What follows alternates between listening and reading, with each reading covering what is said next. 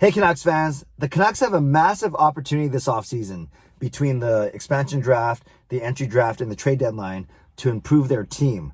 The question is, will Jim Benning be able to do so?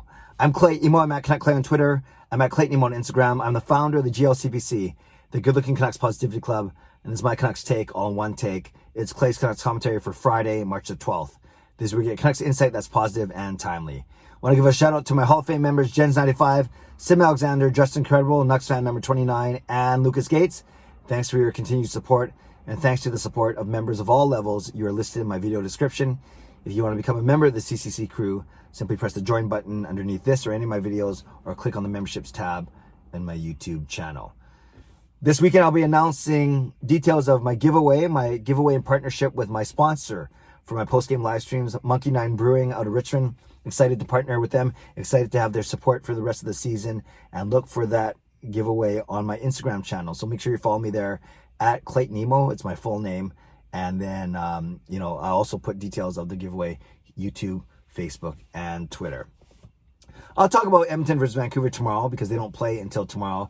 Today, I want to talk about the Canucks off-season, the future, the upcoming off-season, and the potential the Canucks have to do some damage and really reshape and retool their team in one summer. Now, unfortunately, I don't think the Canucks are going to make the playoffs. That's not a surprise. And even as the founder of the GLCPC, it pains me to say so. But you just look at the last 2 weeks. The Canucks played so well. They won 4 out of 6 games, their best stretch of the season, and yet they didn't make up any ground in the playoff race. In fact, they lost ground to the Montreal Canadiens, who took 3 out of 4 points, and Vancouver only took 2 out of 4 points. So we lost 1 point of ground to Montreal in that 2-game series. That's just an indication of how difficult it's going to be to make up ground. We're not going to catch Toronto, Winnipeg, or Edmonton. We're going to be fighting with Montreal and Calgary and holding off Ottawa. But I think it's the math is there. It's like a number that's less than 10% their playoff probability, as hopeful as we want to be.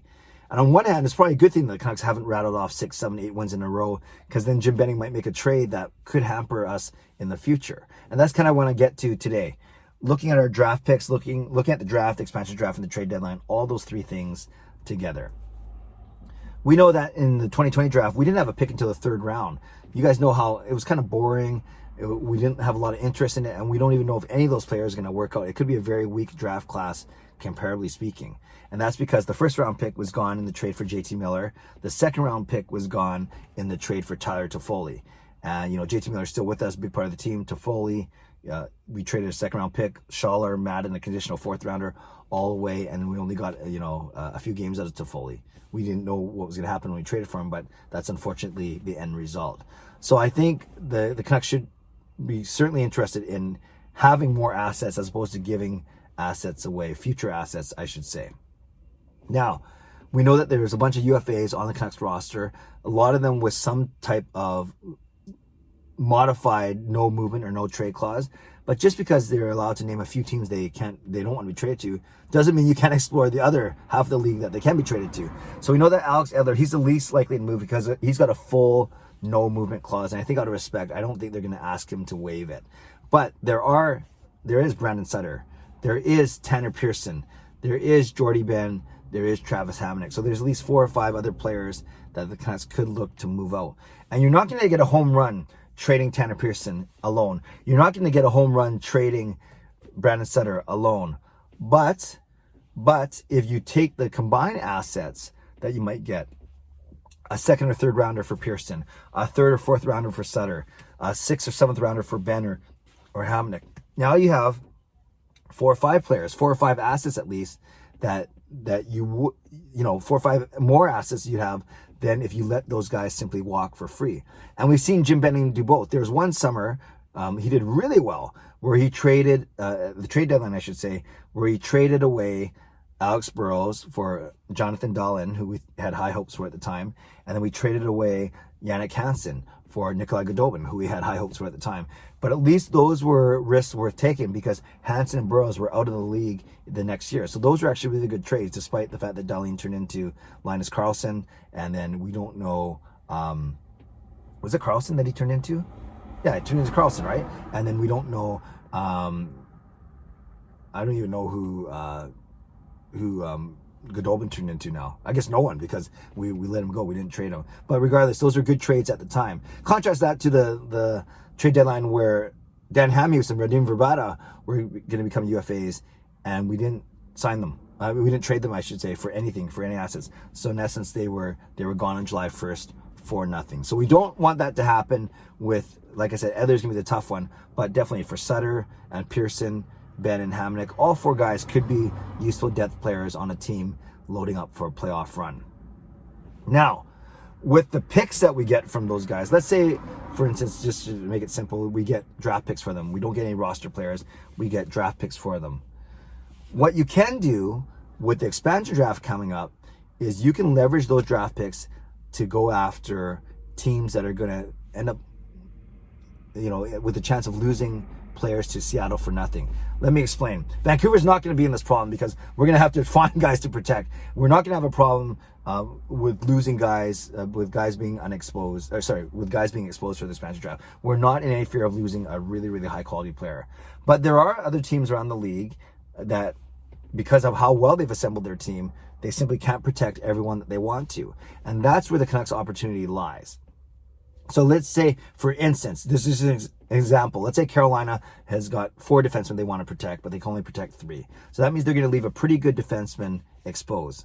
So you can go to Carolina and say, hey, instead of losing this player for free to Seattle, because Seattle's likely going to pick them, we will trade you for that player, trade with you for that player, and in turn, we'll give you these assets, i.e. 1 or 2 draft picks or 1 draft pick. That way, Carolina comes out ahead. They come out with 1 or 2 draft picks as opposed to losing this player for nothing.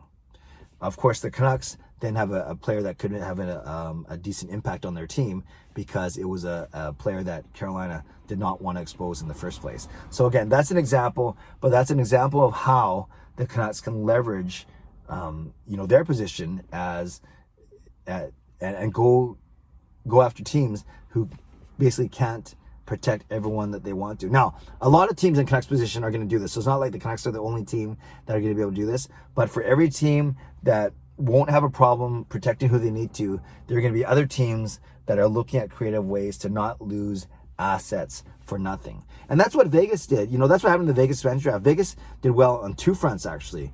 So, actually more on 1 front. What Vegas did was smart, is they went after a team like Florida and said, we know that you're going to have to leave all these guys unprotected, so we'll make a deal with you, so you won't lose them for nothing.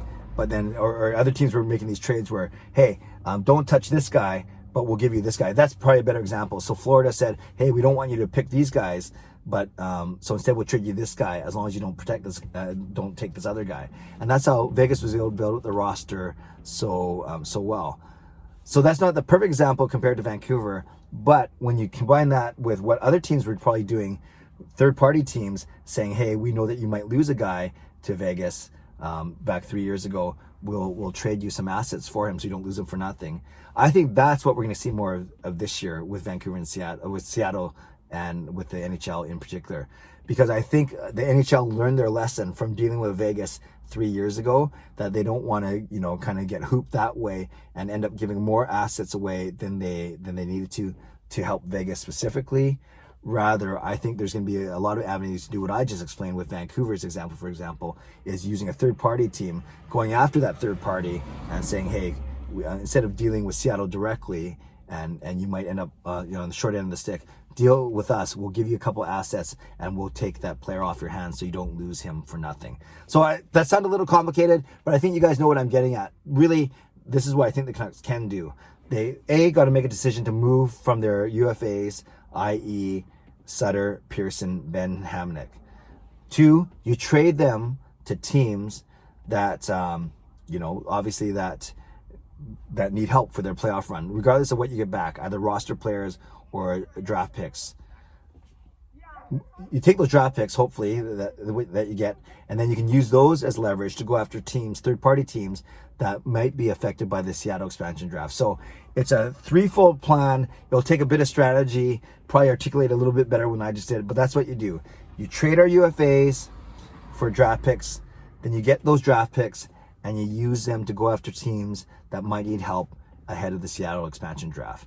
And then that's how you're not going to completely rebuild the team in one summer, but at least you're going to come out a lot further ahead than you would have if you simply let all these guys walk as unrestricted free agents. So there we go. It's not a like a brilliant plan. Everyone's talking about this, but I just want to articulate that I've thought about it as well.